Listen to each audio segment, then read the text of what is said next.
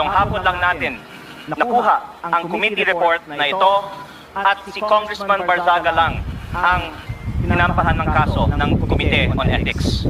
Ang boto ko ay no, lalo na dahil inuuna natin ang kaso niya kaysa sa mga mas seryosong isyong kinakaharap ng isa sa mga kasamahan natin. Isang kapwa kong Batanggenyo na nandito ngayon na bumoto sa kaso ni Congressman Barzaga.